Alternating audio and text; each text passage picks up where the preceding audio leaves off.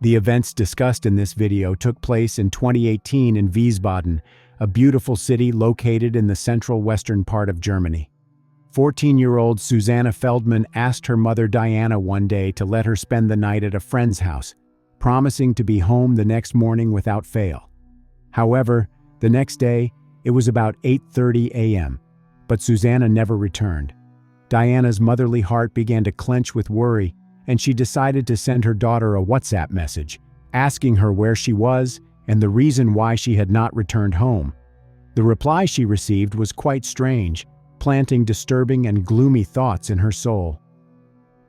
Susanna Maria Feldman was born on November 2, 2003, in the picturesque city of Mainz, which is located on the banks of the Rhine River. Her mother, Diana Feldman, together with her family, left her native Moldova in 1991 in search of a better life and found a new home in Germany. Friends and relatives looking at Susanna saw her as a beautiful, quiet and shy girl who was experiencing the usual symptoms of the transition age with its excitement and worries. Susanna's childhood can be described as happy and full of joy. Susanna's father was not involved in her life. Despite this, her mother Diana surrounded her daughter with warmth and care, trying to create an atmosphere of love, safety, and joy, doing everything possible to ensure that Susanna grew up a serene and cheerful child. When Susanna was 8 years old, Diana met a man who soon became her husband. This joyous event was followed by the next. Diana gave birth to Susanna's younger sister, and their home was filled with more light, laughter, and new happy moments. As Susanna grew up, however, she gradually began to transform from a well-meaning homegirl to a teenager who was facing great difficulties in her life. Her behavior became alarmingly erratic.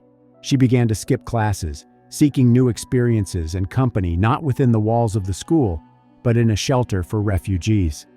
The refugee shelter consists of a mid-sized apartment building in a suburban business district, where it's sandwiched between a 3-star hotel named for Tuscany and a generic restaurant that touts itself, in English, as the culinary soul of Wiesbaden. This place became a kind of sanctuary where Susanna spent time with her friends, which deeply disturbed her mother.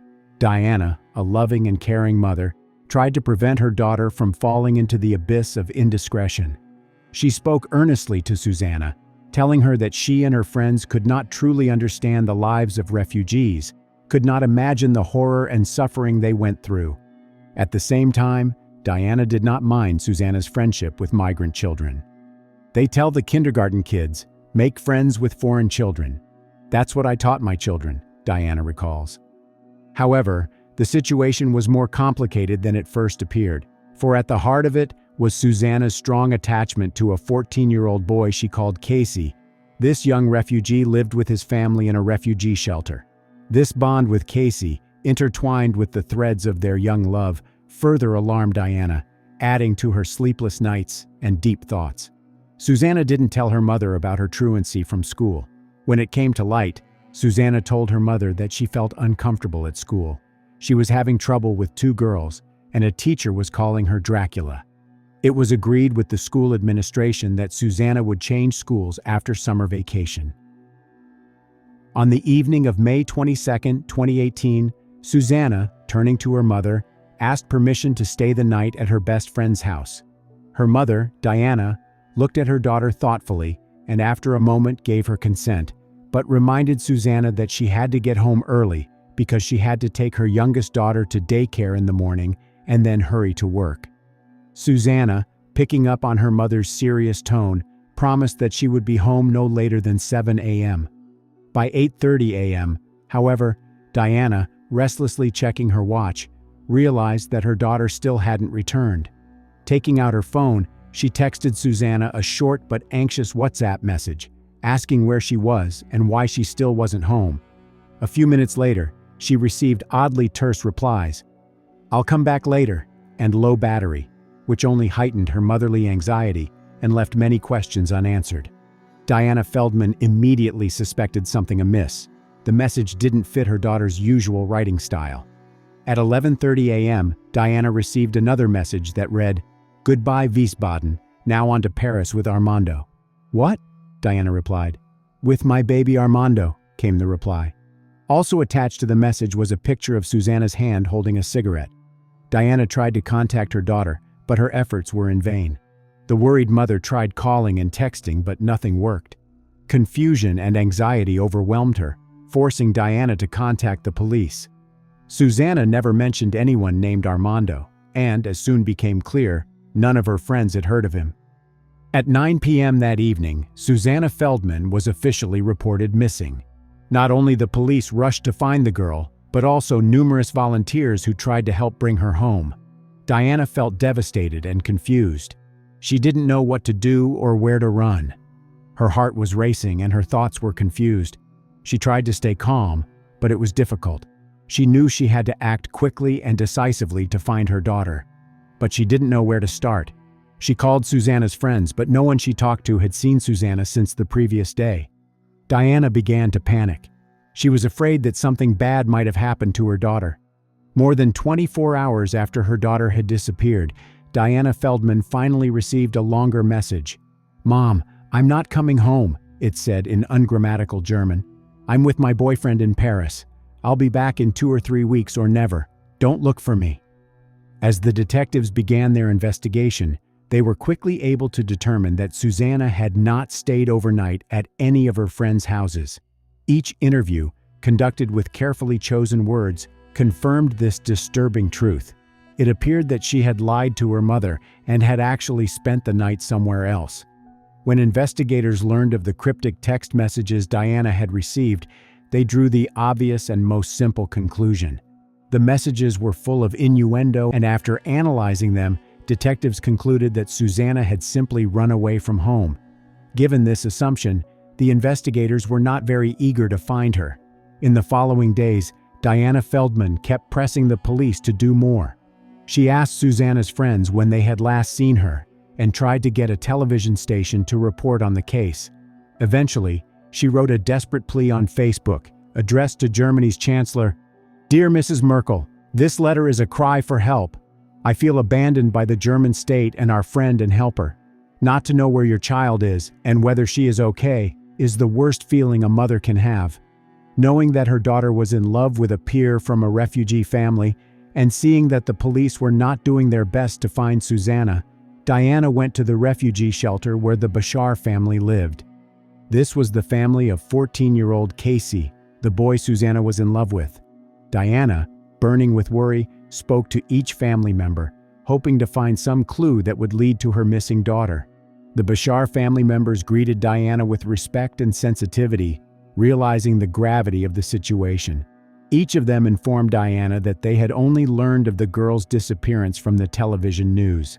In their calm voices, Diana detected no deception or suspicion. Diana noticed that Casey, one of 6 children in the Bashar family, was not at home, but his mother assured her that Susanna had never crossed their threshold. Those words rang in Diana's ears and brought no peace. She tried to understand where to look for her beloved daughter and what could have happened to her. Diana passed Susanna's picture to all her neighbors and acquaintances, contacted all the local stores and pharmacies, and put notices on every pole. Her legs refused to move, but she could not stop. Every step was difficult, but her spirit remained unbreakable. Volunteers, friends, relatives, even strangers joined her search. They searched abandoned houses, surveyed city parks. Day after day, they scoured the area with hope. The police were still not making enough of an effort. "She'll come back when she's ready," they said. But Diana knew her daughter. She couldn't just walk away without a trace, without a goodbye. On the 3rd day, they went to the park where Susanna liked to spend time with her friends. They checked every nook and cranny, walked every path, questioned passers-by. Nothing. Desperation set in. Volunteers and friends supported Diana as best they could, but time passed and there was no result. Soon, however, events began to develop rapidly. A week had passed since the active search for the girl began, but no trace or even a hint of her whereabouts could be found until an anonymous source informed the police that Susanna was dead and buried in Erbenheim, near the railway tracks. Erbenheim is the Wiesbaden borough where Bashar family lived in a refugee shelter. The police immediately began to verify the information they received, focusing their search efforts along the noisy railroad lines. A few days later, Diana unexpectedly received a message on one of her social media accounts. The source of the information was an anonymous person who claimed that the Befor family had suddenly left Wiesbaden for Dortmund and was planning to leave Germany soon. This information turned out to be unexpected and full of strangeness. Why did the Befor family decide to hastily move to another city? What secrets shrouded their departure from the country?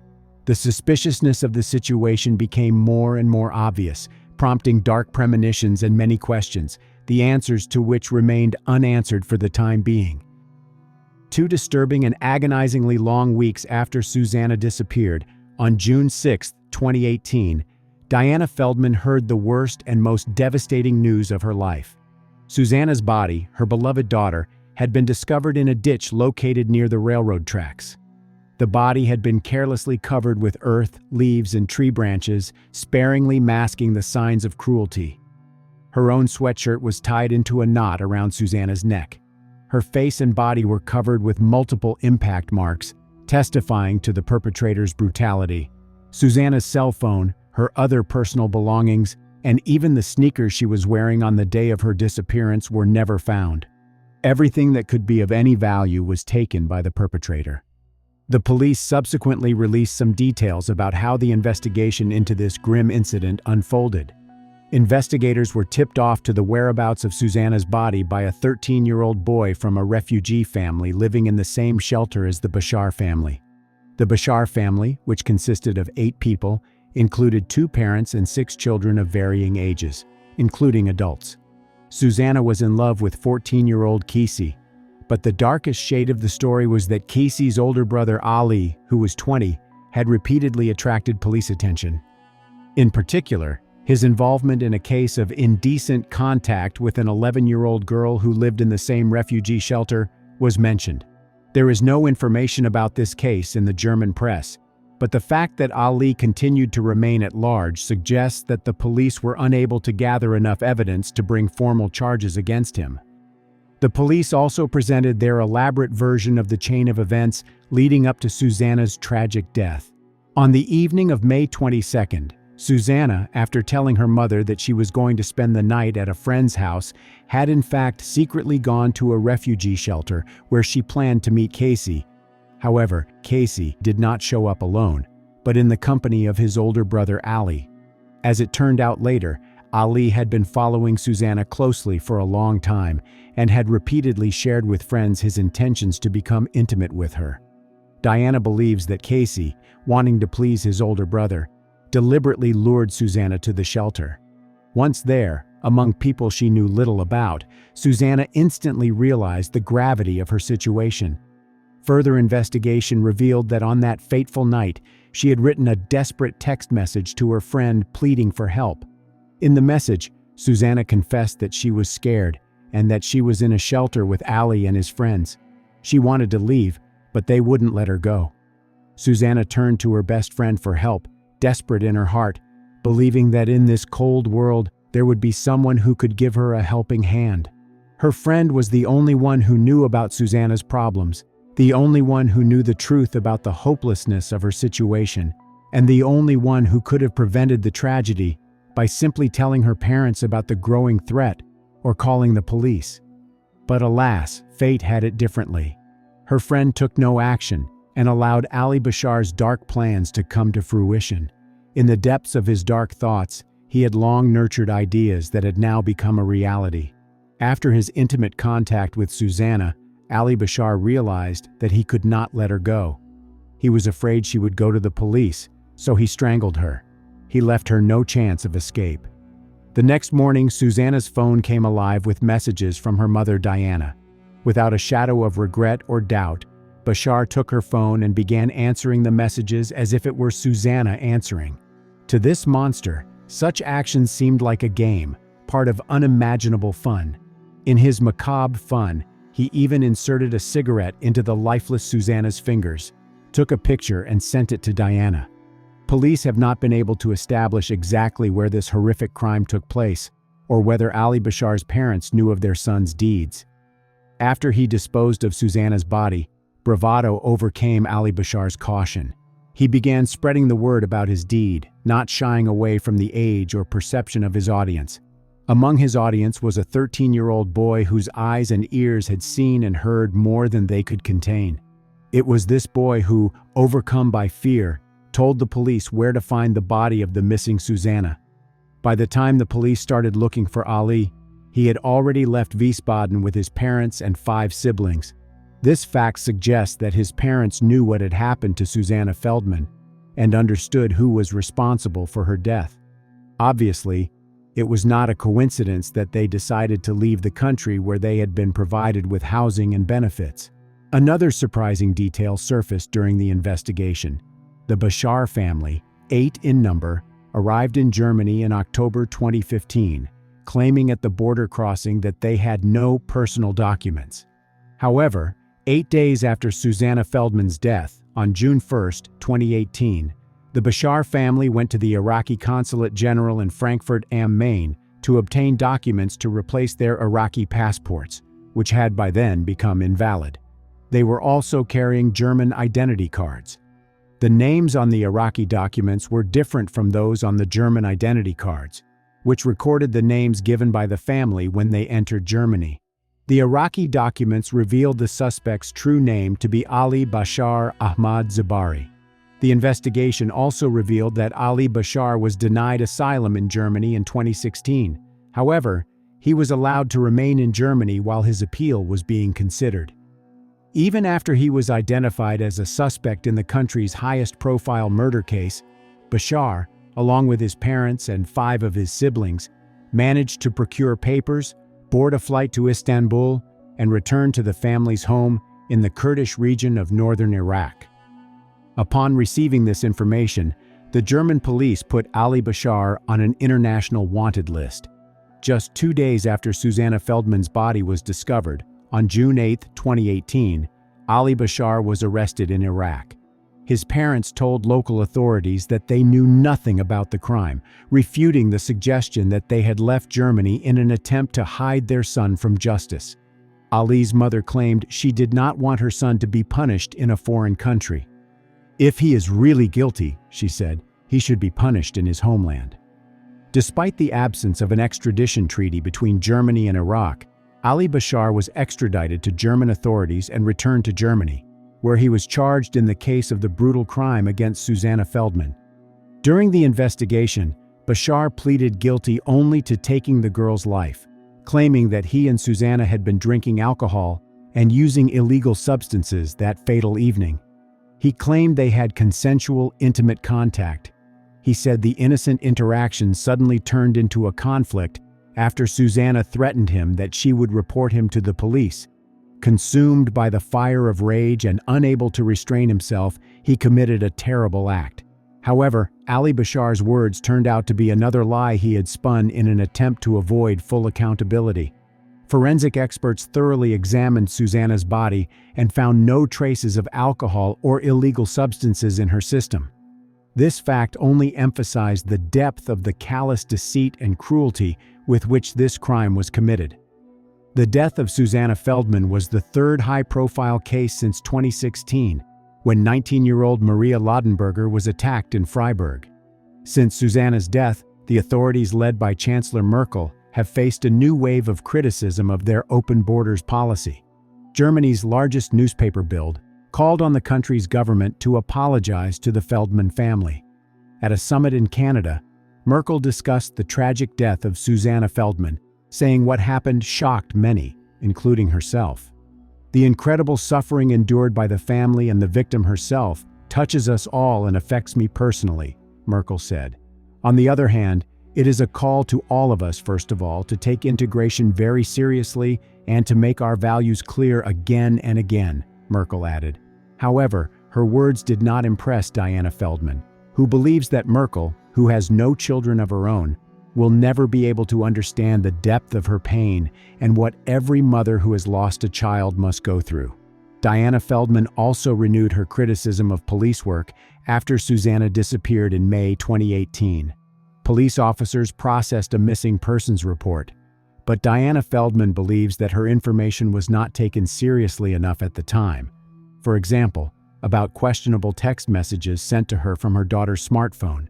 As it later turned out, these messages were written by Ali Bashar himself, apparently to cover up the crime. Diana Feldman said, "I called the police up to 50 times a day and said, 'Here came this message, then came another message,' until at some point they told me to call only if I had specific information." A spokesperson for the police department denied the allegations. "I can't confirm the allegations. We were in close contact with the mother the entire time. We took the information she provided seriously and then processed that information." On July 10, 2019, Ali Bashar was found guilty on all charges. Authorities suspected that Bashar did not act alone on that fateful night, but no one else was charged. He was sentenced to life in prison. In Germany, however, life imprisonment includes the right to apply for parole after 15 years. The judge, Jürgen Bonk, also found the crime to be of exceptional severity, meaning that Bashar will not be granted parole after 15 years, as is usually the case in Germany. Bashar committed a cold-blooded murder and showed neither remorse nor, said the presiding judge, adding that during his trial the defendant had voiced no sincere word of regret. Susanna's mother, Diana Feldman, dressed in black during the almost 4-month-long trial, broke down in tears as the court heard the harrowing details of the crime. Bashar, by contrast, appeared composed during the trial, in which a psychiatrist testified the accused has a personality disorder and is incapable of empathy.